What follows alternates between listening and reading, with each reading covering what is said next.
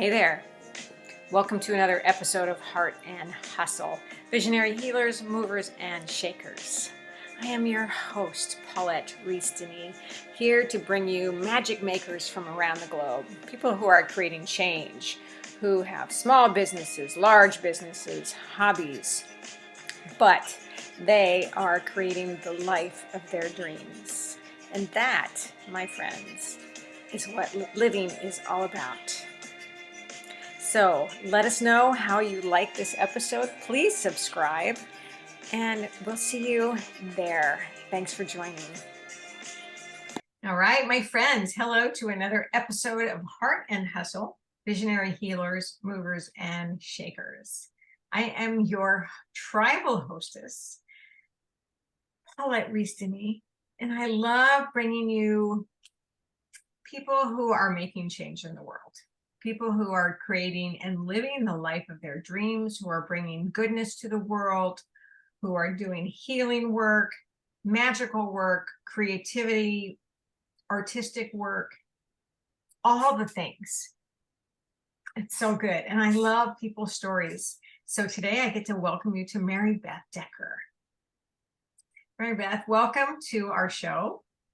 Thank you. I'm glad to be here. Thank you for the invitation. Great to meet you. I'm so excited to talk with you about what you do. You ladies, people, she is an animal communicator, right? Yeah. So Yes. why don't you tell us a little bit about what you do? Well, I use my intuition to connect and communicate with animals, non-human animals, because we are animals as well, right?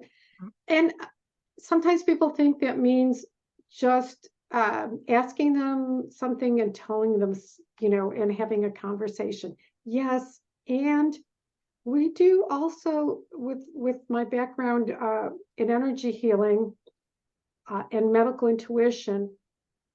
We can also discover like causes of behavior. And I think those are humans that I know that we start to look at what's the story behind the behavior. That's also true for animals. And when you find that out and you let that go, there's room for deeper connection, deeper healing, better, how do we say, better relationships and changes in behavior. So it's not just what food do you really want to eat, Miss Cat? Because I hear that a lot. But you know what, that's so important because we can't assume that we know what they want or need. True. And most of us are not connected in that way with our animal peoples, our animal pets, children. Yeah. And I've been back and forth with animal communicators many times with my furry children. There's no cut and dry answer to any of that stuff, right? No, there isn't. A lot, most of the people that I work with, that there is an intuitive part going on because we love them so much, and the heart vibration really does open up the connection. But sometimes, probably because we have been taught to limit our beliefs about how deep animals can be, we might miss something. We might miss the deeper story that they do. For instance, they really grieve. They do have anxiety.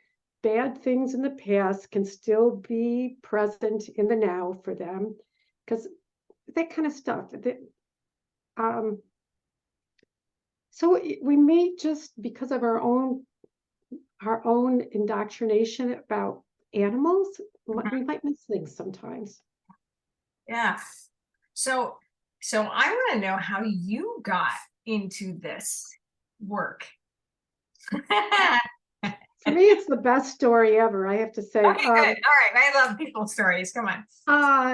It was not on my radar. I have people that I know and love who were communicating at a young age, but I absolutely loved animals. We had them in the family and things like that. But truth.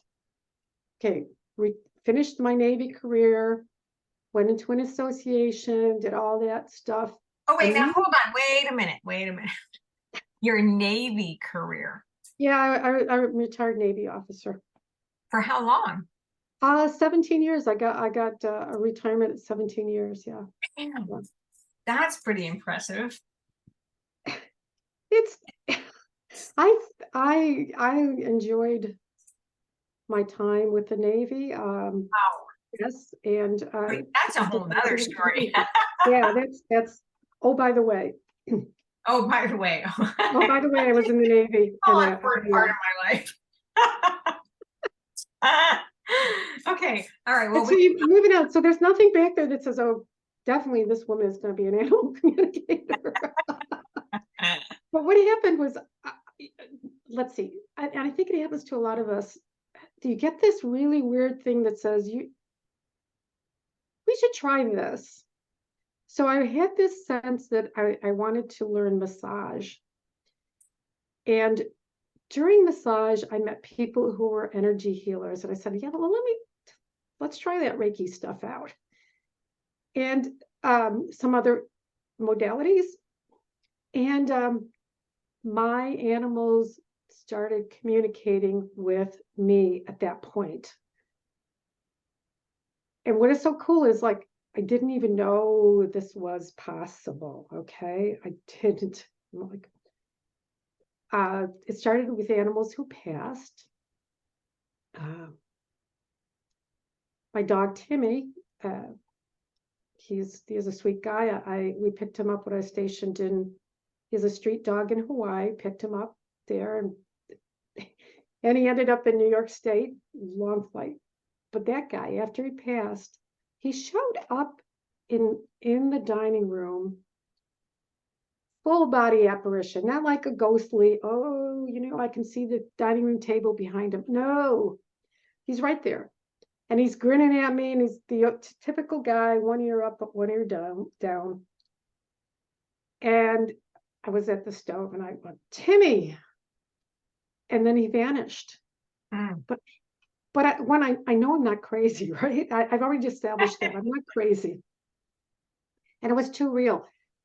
And so I always have to say this, but there was so much in that little piece of time with him that one, he survived death, not just energetically, but the soul that he was, the person that he was, continued on past his body dying. And he was obviously happy, big Timmy grin. And the other thing I always get out of it is, and he took the time to come back and tell me, I'm doing good, Mom, love you. It was awesome. Okay, you get it. Oh, totally. Yeah. So a couple more incidents happened, and they were with animals. My dogs at the time, I had dogs. I got cats and others. My cat in the background, Shadow. So where I was picking up what they were thinking and what they were feeling, and I finally said, I don't know what this is, but I'm going to have to find out what's happening here. And my friend said, well, that's called animal communication, Maribeth. I said, oh, that's good information. And I got training so I could do it on purpose. Mm-hmm. And that from there, I was practicing energy healing for people and doing that. But when you bring a person who loves their animal enough to me, to an animal communicator, we're working with somebody whose heart is so open. Mm-hmm. And then the added bonus of connecting with this lovely animal. I just fell in love with it and focused on that. Wow. So did Yeah. you go through super specific training or? I did.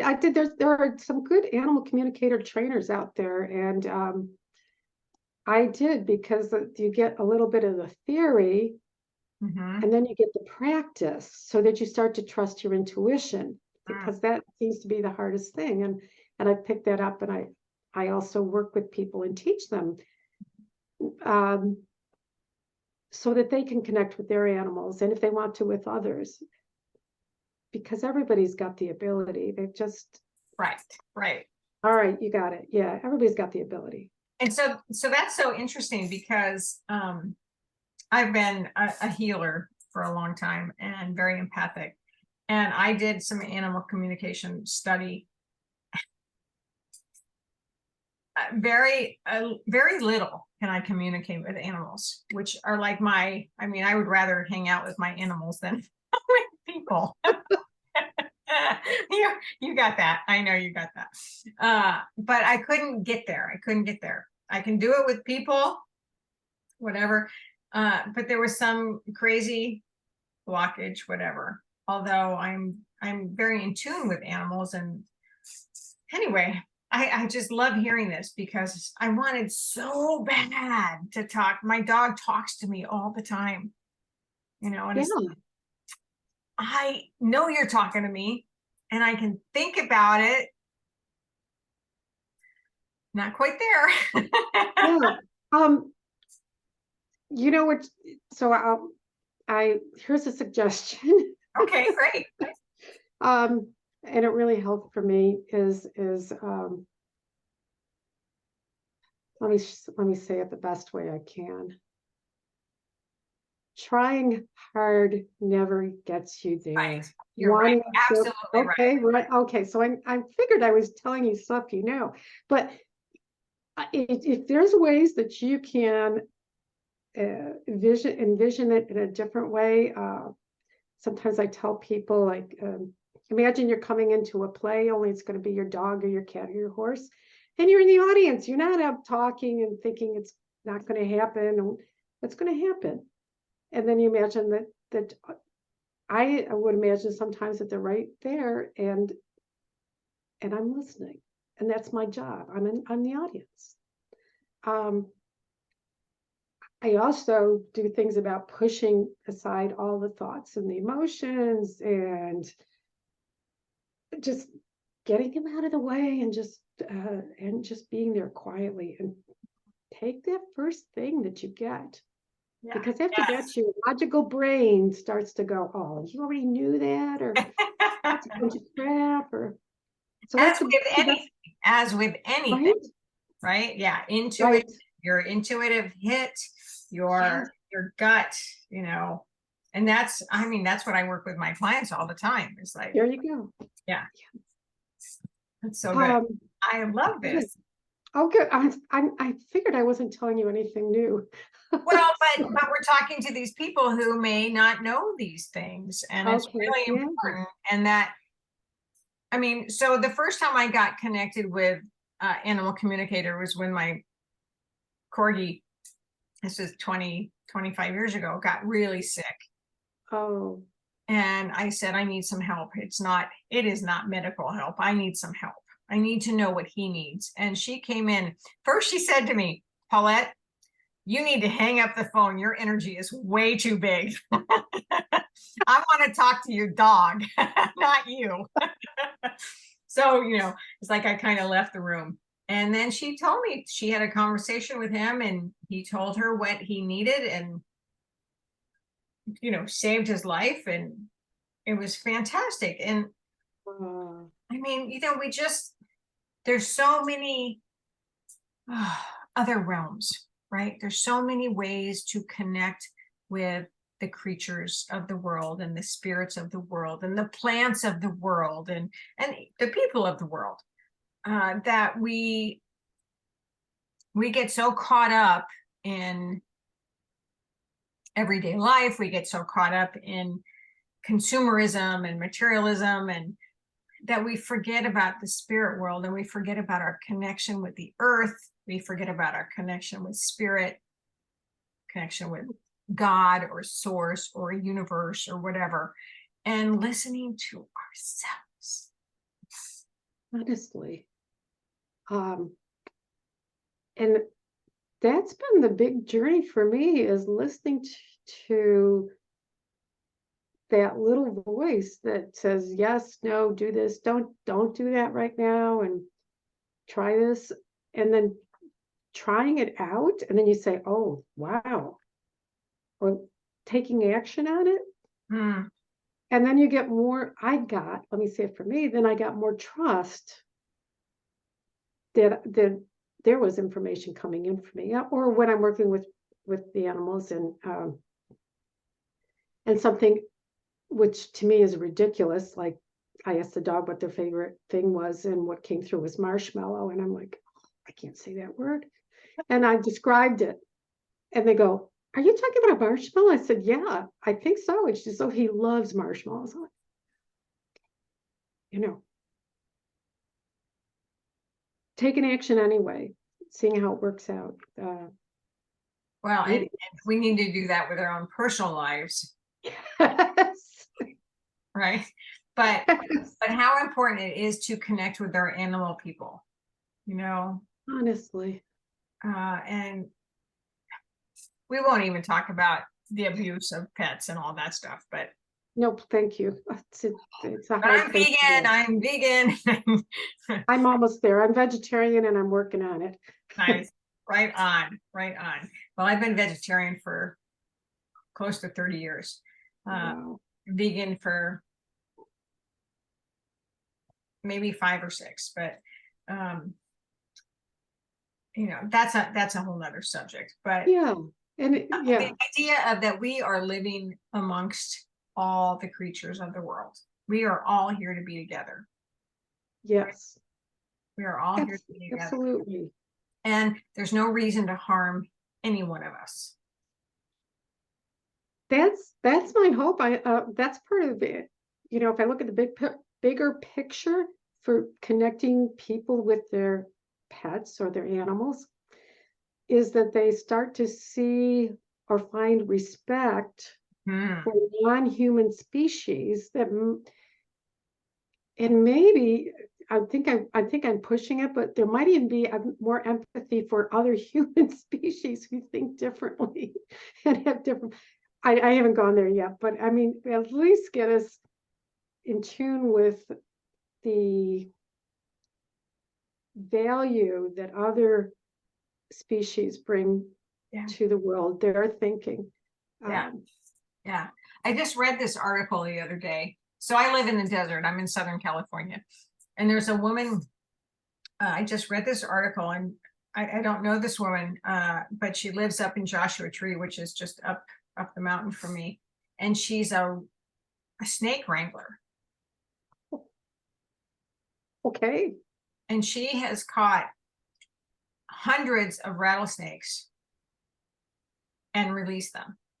So people are like fearful of this snake and they want to kill it. They want to kill it. Yes. And she's like, they're not going to hurt you. She's never been bitten. Holy cow. She picks them up and she moves them. I love that. And it's like, right, people, don't kill it. You know, we need to coexist together. I think that's so important. And you have that beautiful skill where you can communicate with them. Yeah. Yeah. And what can I say? And when you do that, sometimes you could, I mean, that's not my,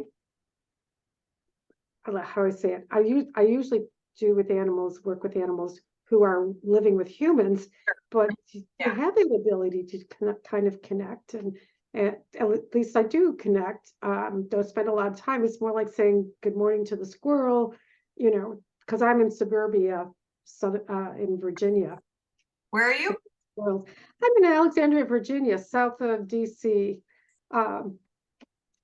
Lived in California with the Navy, so a little north of you in Monterey and San Francisco, by the way. Yeah, sure. Yeah. So, yeah. So if we got more of that, people understanding that they have their own lives and they're not really focused on doing harm to us in most cases, unless we look like we're going to harm them. Exactly right. Exactly right. Yeah. And there's no reason why we should harm them. So Maribeth, so tell me, okay, let's shift a little bit. So let's shift into Marianne, the entrepreneur, Marianne, what do you do for yourself? So I always love talking about self-care. Okay. I always love talking about what do you do for yourself so that you can bring your gifts to the world. I do 2 daily guided meditations, and I have most recently started to work with sacred divine masters in different areas to help bring information in. Um, and I invite them in every morning. I say 24/7, even when I'm sleeping, things like, be with me, guide me, give me good information. And I start the morning with strengthening my energy through something that I've learned from one of my mentors, Tina Zion, plus adding my own stuff. I mean, I think most of us kind of come up with our own version of different things. So I got a combination there of strengthening my energy. And then in the evening, clearing anything I've sent out to somebody else, and anything that somebody's picked up and sent to me, I send it back to them clean and clear. And I do the same thing for myself so that I can do the work with as much of my own personal clear, clean energy as is available. And the more we do it, I feel like there's just more and more available to us. Absolutely. So that's the big thing. And sometimes I do this through the day and the evening, depending on what's going on in my life. Like, okay, it's time to clear and strengthen. Keep myself centered is that way. That's what I do to keep myself centered and strengthened. And can you share some of that with us? How does that work for you? Yeah, see. Well, I got such a gift from Tina. I kind of felt this for a long time. People talk about protecting yourself through creating a bubble. Mm-hmm. And that is not something I ever felt quite right of doing. And what she suggested was, instead of that, which generally people put the bubble up because we're feeling fear. Anything that's created out of fear is probably not the best energy. Absolutely. Yeah? Wow. Yes. Like, what? Right. So she uses, this is not mine, so I got to be honest. So you feel you've got the toroidal field, which is like a fountain of energy coming up through us and around us, back down into the earth, and do each color of the rainbow coming through us and there. Mm-hmm. And there's a couple more steps. Then we fill that energy with a beautiful gold. It could be sparkles, it could be lightning, or just the color gold. Mm-hmm. And then finally, the violet flame, which I always see as pinky purple, coming through and just releasing anything that we've decided we are ready to get rid of. Mm-hmm. Then I do a few extra things for myself. I focus on clarity in the head, receiving good information, on love in the heart area, because I want love to be in charge. I want love to be the leader. I want the intellect to inform the heart. And then I go down into my lower abdomen, and that's my resilience. For me, creativity can also means finding a better way, stop it being stuck, and you come up with something else that works, and then you become resilient, and you become resourceful, and you become confident because you're connected to source, to guides, and there's always some kind of good, I'm going to say advice or guidance that will get you through. So I don't have to be anxious. I can start to connect to that and just say, I'm taken care of. And those three pieces really help me go through life. Mm. So good. Well, thank you. I'm just feeling that. I'm just feeling Oh, good. Yeah. feeling that. Are you all feeling that? I hope so. So one more question before we end. So what's next for you? What's coming up? Um, I'm sorry, I'm really nervous about this one. It has been suggested that I increase my role in not just teaching, teaching people to communicate with their own animals, but possibly teaching people to teach others, but Mm-hmm. bringing it a little bit bigger. Mm-hmm. So more of it goes on and it keeps going on even beyond me, Maribeth, personally. There's something that I leave, a legacy. So we're working on that. Thank you. Oh, I love that. Yeah. And I think that's so important. So as because I too am doing that. And, as we grow older and more wise, we become crones, we become uh, priestesses of wisdom or goddesses or queens or wherever you want to go with that. But we do have wisdom, we do have experience. And, you know, I feel like in our society, we need to revere our elders. We don't do that as much. And to create that legacy. I love that. I'm glad you're on the same page there. Yeah. I know we get seen as we grow older, we get seen as infirm people rather than somebody some of us have had a lot of life experience and actually learned a lot from it. We're not just stuck in, oh, that person that did that to me 30 years ago. Now we're like, oh, I got a gift out of that. Let me, Well, we all have stories, and we all have, we do.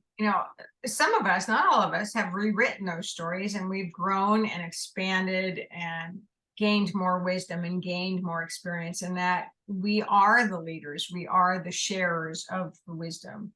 Yes. And I think that's really important. And I mean, my mom is 97 and she's still rocking it. Okay. So Yay. I know she's like the queen matriarch. There's something to be said about that. There's We can't shove people away just because they've gotten older. We need to go, what is your experience and what can you share with us? absolutely. We don't do that enough. We don't. So everybody has a story and everybody should share their story. I love people's stories. That's why I do this podcast. I love your story. I think it's inspiring and intriguing. And, if any of you out there in Heart and Hustle Land get inspired or have questions, and want to step further into your life, into your intuitive self or into animal communication, right? Right. Maribeth is here to help you with. So I think that's so beautiful, and it's something that we all need to pay more attention to. I could rant on and on. Well, I'm just listening. You're so right. I mean, this is such a chapter. There's Look at just your so kitty much in cat. this. What's that? You look at Oh your yeah, kitty cat. She got That's up. the shadow. Yeah, she's coming back. She's waiting for the birds. I put bird seed out here. Ledge, and no one is hurt in the process. Right. They get the bird seed, she gets her fun. But there's a deliciousness to being, having figured some things out on purpose and being able to share some things with people as we grow older. It's so good. I love it. I love it so much. Yeah. I love it so much. So anyway, Maribeth, thank you. Thank you for spending time with me and spending time with us and sharing your gifts. And I love what you're bringing to the world. And it's so important. Oh my God, please teach everybody how to talk to animals. I am trying. So if y'all in the notes, there'll be her contact information and all that stuff. So you can connect with her. Pay attention. Listen. breathe, stop, right? So good. Life is so good, right? It is. It is. Yes. Awesome. All right, my friends, Paulette Rees-Denis here with Heart and Hustle, Visionary Healers, Movers, and Shakers, with our guest today, Maribeth Decker from the East Coast, somewhere over there. and I'm in Palm Springs, California. Until we meet again, many blessings and take good care. Thank you.